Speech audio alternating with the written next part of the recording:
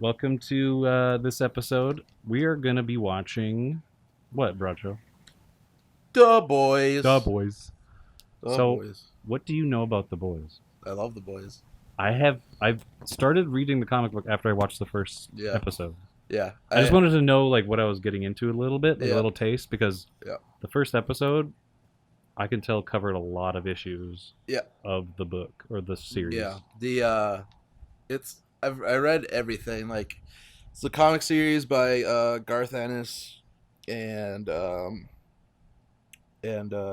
Derek Robertson, I believe, is the artist. Um it was originally on published through DC's Wildstorm imprint. Okay. Then after a few issues they were just like this is getting a little this is a little much for us now, I think. And so they left Wildstorm and went to Dynamite and Okay. finished it there. They had a couple like little spin-off series too, like they had or like mini series. One was called Highland Laddie, which was about Huey Okay. going home to the Highlands. Okay. And then like stuff that happened there. And then the other one was called Hero Gasm, which was a great one. Which is every year the supers like make up this like intergalactic thing that they have to go be a part of to save the universe or save the world. Like superheroes do. Okay. They fuck off to space for a while to go, you know, stop some universe shattering event. But what they actually do is go to this like private island Just and then gangbang. just have a debaucherous, just week long orgy party, and it is hilarious. That sounds fun. Yeah, Well, you get to catch a little bit of that in maybe the first episode. yeah, You get to like understand like, oh, the supers are just kind of yeah, weird. yeah. They're terrible people. Yeah, It's kind of like what people would be like if they had superpowers. right. Like some people. They really flaunt it and they're just jackasses. Yeah, yep. They have no sense of morality or Yeah, they see the people that they're saving as like less than and Yep. just like a reason for paying the bills and just having a fun time. Yep. They so okay, this was produced by the same dudes that produced Preacher. Yep, Seth Rogen. Seth Rogen and Evan Goldberg. Evan Goldberg, yep.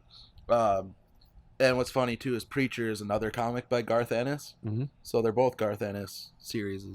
Interesting. What I'm always, especially with the boys, was like, how much of this is going to get in here, because it is rough. It's a rough book. Yeah. There's a lot of terrible things, graphic things, violent, gory things. Yeah, and I should say I paused it on the disclaimer at the beginning of the episode. This is what makes me happy. Not necessarily that this is like the things themselves. I'm not. Yeah, rattle supporting. them off. Rattle them off. What do we have? Adult content. Nice. Graphic language. Very graphic. Graphic violence. Nice. Nudity. Getting good. Strong sexual content. Nice. SSL. And the one that we don't really see that often on anything. Yeah. Rape. Yep. Because again, that was one of the things I was wondering, because that happens a few times in the book. Right.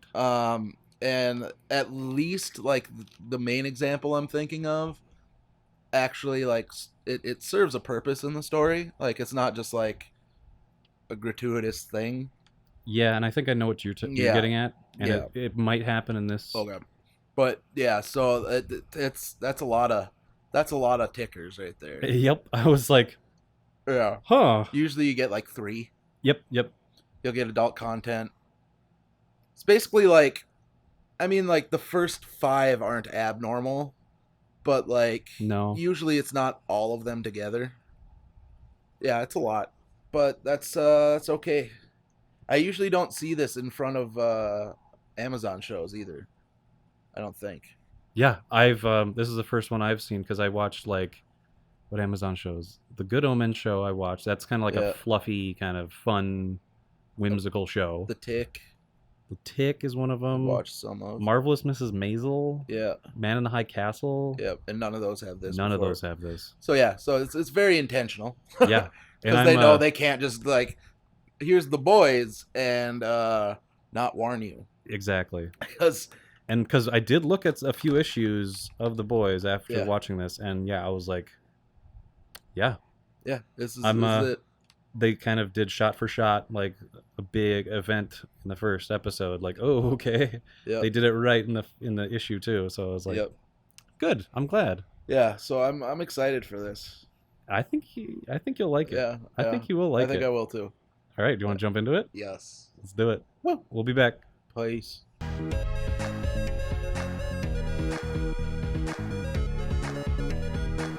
And now, our feature presentation.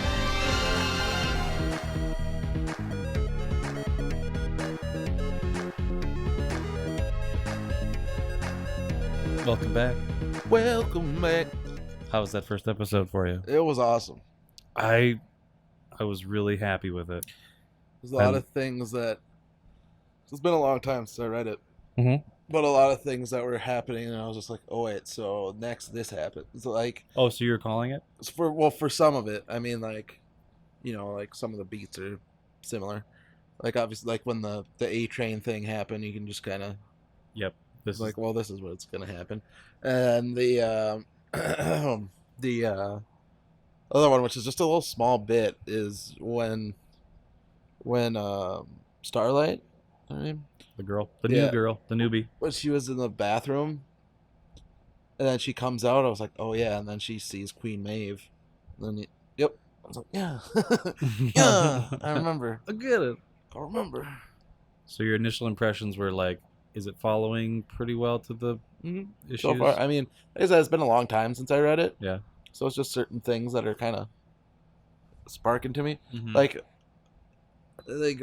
saying earlier when we were talking about it, and like the books, Huey's from like Scotland or whatever. Oh, okay.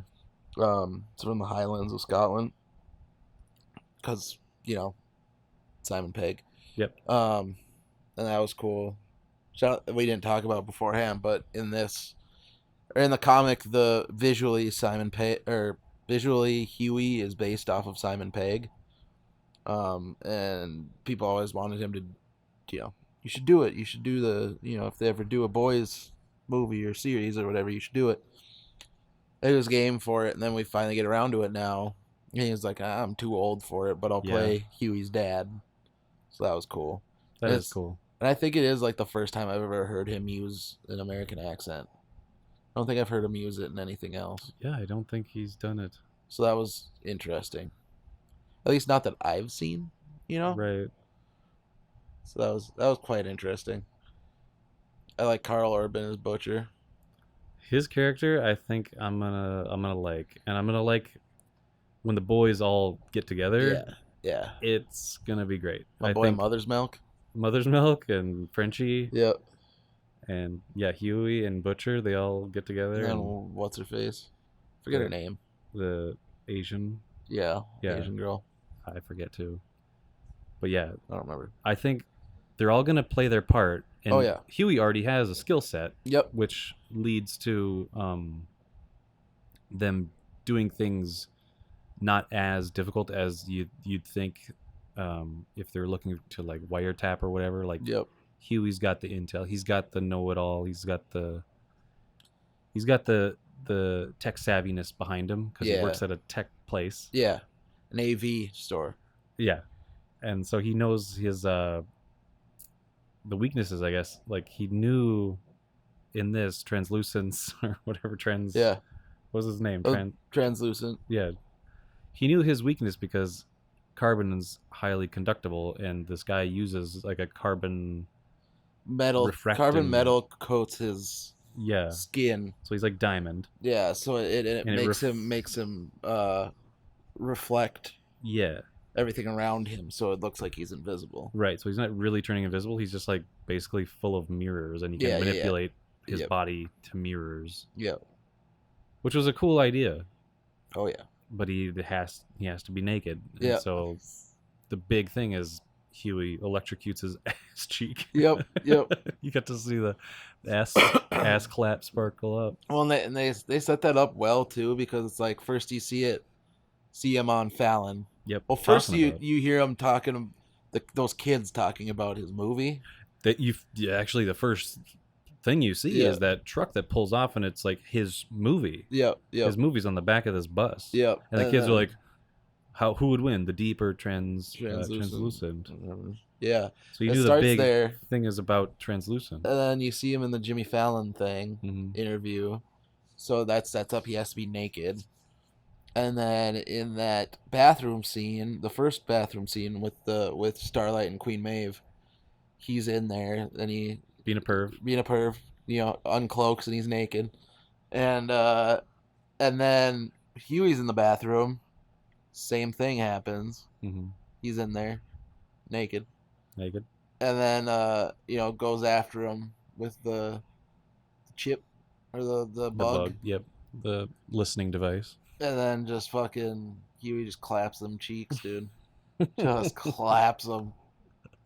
But that's cool that the butcher has been trying to find weaknesses for these soups. Yeah. Once you find out eventually what his motivation is, and it makes sense. They're another thing to focus on too. They're peppering it in there, which obviously they're letting you should pay attention to this, is the compound V that they talk about. It's like roids, kind of, yeah, except the superpowers. Well, it's pretty much just roids, but like they're next level roids. They have powers, but the roids up. Make them more amplified. Yep. And you'll see that come into play later too, in other ways. It's yeah, and I forget her name, the Vought representative that you see throughout most of this. Yeah, what was her name? Madeline. Yeah, Madeline. Yeah, her. She was always kind of one of my favorites. Elizabeth Shue. In the that's from weird. Adventures in Babysitting. Yeah, she was one of my favorites in the comic book, just because she just she thinks about everything corporation. Well, yeah, you see it, but she just hates everything. That's the thing. Like Queen Maeve too. Like you kind of see it in that scene too, but because it's kind of maybe alluded to slightly, but she'd been through similar shit essentially. Yeah, like she's like the worn out older version of like Starlight, right? Essentially, and she's dealt with all that horrible shit, and she's just and that's why she's like, don't let them see you like that, right? She's begrudgingly because she's a hard ass, but she's don't let them see you. Don't. So who do you say each of the 7 represent in normal comic book archetypes? Homelander is obviously like a Soups Cap mixed Superman. with Cap. Queen Maeve is Wonder Woman. Lamplighter. She's like a straight up Wonder Woman clone. Yep. Lamplighter is Green Lantern. Okay. We don't actually see Lamplighter. We see pictures of him, but the A-Train's the Flash, or Quicksilver if you want. The Deep is Aquaman. Or Submariner. That Noir. Noir is Batman, essentially. Batman, okay. But because they're very clearly based off the Justice League archetype with some of that Marvelness mixed in there. Yep. But because Justice League is 7 members also. Mm-hmm. Translucent's a weird one. It's the only one not represented of the especially when at the time that the comic book was written, the original could be Justice League. Sue Storm. Well, yeah. I mean, obviously that's the superpower. Sue Storm. Yeah. But she uses similar barriers of some kind. She can. That's another part of her powers. Yeah. Is barriers.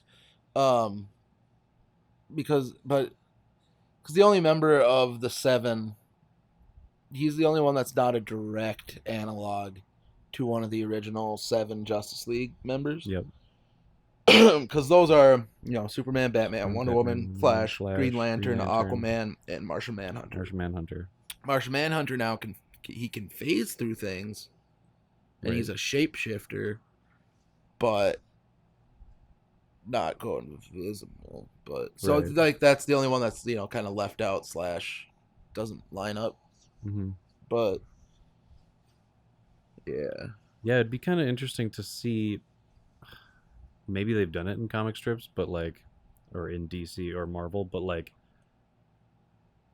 get a group of supes, kind of like how they do in this, and just hardcore put a corporation around them, and they like get paid through this corporation, and that's their motivation. Some stuff like, well, not necessarily their motivation like it is in this, but I mean there have been some corporate teams before.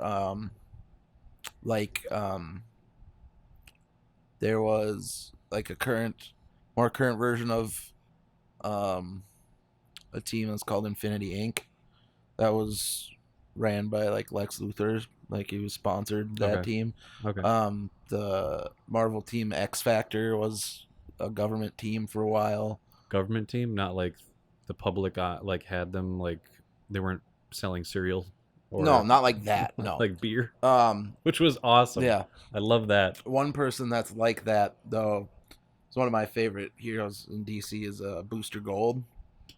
He for a while, his thing, he's from the future, was a star player, but got caught fixing his games for his dad who was betting on him. Mm-hmm. So he got kicked off the college team or whatever, and so he's a janitor at a museum, steals a Legion of Superheroes flight ring and a suit, and goes back in time, essentially, to be a superhero. And, but, so yeah, he's very much like, oh yeah, very like kind of into himself. Yep. And for a while actually had sponsors. And had like their stickers on his, or their patches like a and shit. NASCAR? Yeah, on his costume. I like it. Yeah, so there, stuff like that exists. Not quite like how they did it though. Right. This is full on like your image is everything. Like Batman couldn't care less of like how the public sees him. He cares about how how the evil guys see him. Like he wants to strike fear in them. Yep. And in this, it's like everything is nitpicked by the corporation. Like, oh, you're not trending as well as this, or like we really like the way you like they say to Starlight, like we liked your intro speech because you sounded so humble. Yeah, you're very popular Midwestern Christians and like whatever 18 to 42, 18 to 49. Yeah, the demographics. Yeah. So it's like and then when that Madeline was trying to make that deal with the Baltimore guy. Yep. For Nubian Prince. Yeah, Nubian Prince, and like, well, I mean, your demographic, like, just like they'd like them, and it was just like, another thing I noticed that I don't know if it was in the book or if that conversation, I guess, even happened, but like when Huey and Butcher are in that club or whatever, they're doing the phone thing. Or they're going into the club and like when they're in that club surveying for the superheroes. A-Train. Yeah, that club. They're just kind of sitting down right away, which this is. You brought it up when I was talking about Herogasm. It's a lot like that, and I think there's the shot or where the small guy he's like an Ant-Man or like the Atom, he's like a little guy. And he just is hauling ass across the table and jumps between a girl's legs. Yep, and she's like, "Oh." Yeah. In ecstasy. I think that is actually like straight from that orgasm. Yeah, that Herogasm. Because once you said that, I was like, "Oh." I think you'll have references to that. I recognize that because as soon as that started happening, and you were like, "Oh," and I was like, "He's gonna jump in." And like, yeah, because I'm pretty sure that was a panel in one of my books. Favorite scenes of this episode. Seen a little dude just like prepare himself. He's got like swimming goggles on and swim trunks. It's like, here I go. Yeah, there it is. But they're having a conversation in there, and and Huey's like, so they're all like that. And he's like, yeah, all of them. They're And just then Butcher went, except Homelander. He's whatever. And I was just like, wait a minute. oh, okay. Cause I'm like, wait, uh, or because he's like even a Homelander, and he was like, yeah, he's the exception. And I was like, oh, so he's gonna flip that on his head and say he's worse, Oh, okay. But then he doesn't. He says like, he's Just a goody two shoes. I'm like, hold up, wait a minute.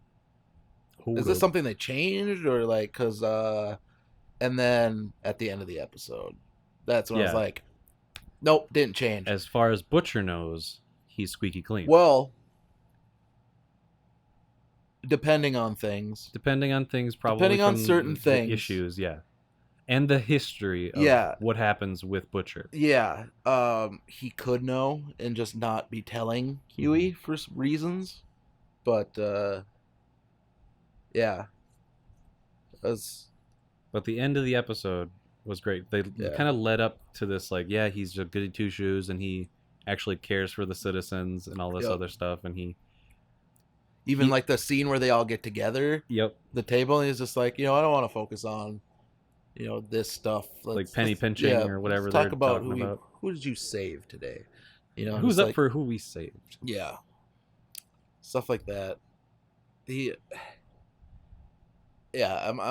I'm excited to see where this goes. There's 8 episodes. Yeah. And after this episode, I enjoyed all the soundtrack stuff that they used. Soundtrack was tight. Soundtrack was great. All the different beats, and even Huey like represents some of that on his shirt. Like he had Nirvana shirt. He had Ramones. He had. I think so. I think I saw the Ramones emblem, and I saw like Johnny or like the Ani. Yeah. And then I think he had maybe one other one at the beginning. But yeah, he's into James Taylor. Yeah. And James Taylor, Simon Garfunkel, and Billy Joel. That's his top 3. But then he's like wearing all these hard rock t-shirts. Yeah, right. Hey, he can be multifaceted. He can. He's got some good taste. There's not a whole lot of really cool James Taylor t-shirts out there. Right. And then was Barracuda playing when Starlight was doing her workout? Yep. So they I'm pretty sure, if I am not mistaken, I could be, but I think that is from the Heart album Dreamboat Annie. Oh. And Starlight's name is Annie. Yeah. How do you like the casting? I like it a lot. Huey's I'm still getting used to, just because I'm so used to, obviously the comic version looking like Simon Pegg and shit. So I have that in my mind, but he does real well in it. And like I told you, it's whatever Jack Quaid. I think that's his name. Yeah. And that's Randy Quaid and Meg Ryan's love child. That's so weird. It's not Dennis Quaid's kid. Oh, maybe it is Dennis. Who's Randy again, and who's Dennis? Randy is the batshit insane one. Then it's not him. Okay. The one. Okay. The one that good. maybe. Good. Yeah, it's Dennis. Randy was the one who played Cousin Eddie. Cousin Eddie. Yep. Yeah, Yep. The shitter's full. Nah, probably not him and Meg Ryan. Full. Yeah, I was gonna say when he first said that, I was like, holy shit, Randy Quaid! How did this happen? Maybe, Dennis Quaid, yes. I think I just have. Randy now Quaid. That you say it, I kind of remember that. Randy Quaid's just in the back of my head as just like he's the only Quaid that I know. It's the only Quaid you need, dude. He's enough Quaids for one, dude. Instead of a Quaalude, it's fucking Quaid. Quaid. Just give me a Quaid. Just one Quaid, please. Randy or Dennis? I'm going all the way, dude. Give me that fucking Randy. I want to get Randy off that. I want to get Randied up, dude. Give me Randy off that Quaid. But yeah, Jack Quaid does good. Does really well in this so far. Yeah, and so does. And Carl Urban fucking kills it. Carl Urban, he's good. We got little hints of like what his motives are, and he's just it seems like he's really defensive about his background and Yep. how much he wants to divulge to the kid. Yep. And he just tries to get like, you could tell that trope of like, all right, this guy comes into this kid's life, tells the kid that, oh, he's got an in basically after his girlfriend died. Yeah. Like, oh, you have now an in to get into the Seven's headquarters and plant this bug. So I'm going to use you for this purpose, and then I'm just going to throw you back into where I found you. Well, and if I remember correctly too, in the book, you don't find out Butcher's motivations until like real close to the end. Mm-hmm. And that was, I think it was a 50-issue series, maybe. Yeah, I thought I saw like 40, 49, 48. Yeah.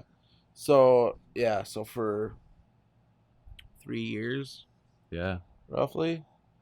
I mean, if it came out on time, monthly, it'd be about 3 years ish. Mm-hmm. The D chord right there.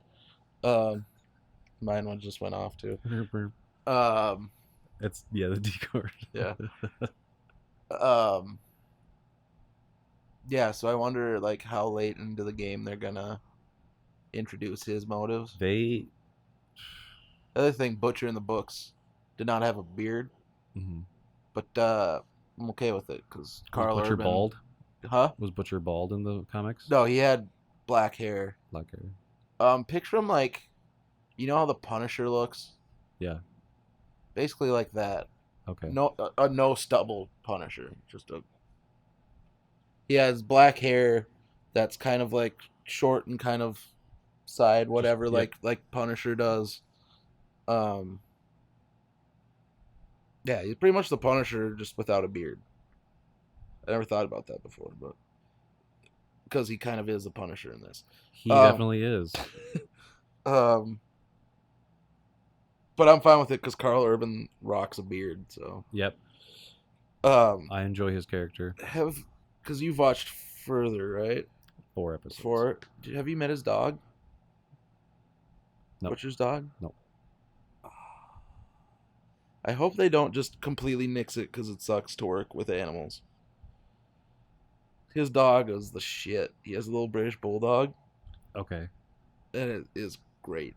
I might have missed it, but there might be a scene, a throwaway scene, or maybe a scene that I just didn't pay attention to. Oh, dude, like if they were to do him justice, like you'd know he was there. Okay. But maybe it's because he gets up to hijinks too. The dog? Like, yeah, like there's a scene in the book of him just like fucking another dog one time. And like there's definitely times where Butcher has sicked him on people and like nice. So I could see that being too expensive to do, or too, like, not necessarily expensive, but just like it's money plus you have to deal with a live animal or make a shitty CG version of it. Like you can just cut it, I guess. But he was a good part of the book. That's interesting. Now I want to pay attention. Yeah. But yeah, good first episode. Yes. We're going to continue watching. Yes. And yeah, everybody give it a shot. Do it. It's a good time. Yeah, and it's something totally different than what you're used to as far as like Marvel, DC stuff. Yeah. Oh yeah, 100%. It's a more down to earth, I would say, concept of supers, because it's like dealing with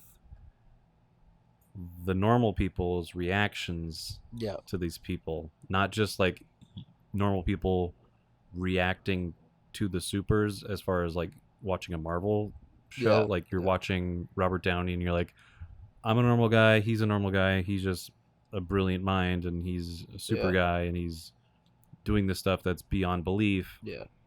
And you see all these other people that are beyond belief around him. You're connecting with all these other characters, but now you're connecting with people that aren't supers. Yeah. No powers. They're just trying to fight for themselves and against this corporate entity that has supers under their control. Yeah. Which is an interesting spin on that whole world. Oh yeah, 100%. It's a it's one of those things that just completely like subverts expectations and ideas. Tips it on its head. It's topsy-turvy. It's like, okay, what should I care about? That was the other thing I liked about this too, which if I remember correctly, again, they did it in the book, but that whole time until that moment in the scene with the Deep and Starlight. Mhm. That whole time you are still like you're under the belief of like it's just superheroes are treated like normal superheroes in that first part. Like it just seems like, oh, here's the superheroes, oh cool, awesome, and then that part happens and you're just like, wow, he's a dick. And then you come to find out, wow, they're all dicks. They are all conflicted, and they're all kind of like the Watchmen. Yeah. Oh yeah. They've Like- all got serious issues, They're all going through crisis of their own, which except makes for sense. the noir guy. I can't get him. He's probably got some You'll deep get shit. there. He's got some deep shit. Oh, dude. All right, we'll leave it at that.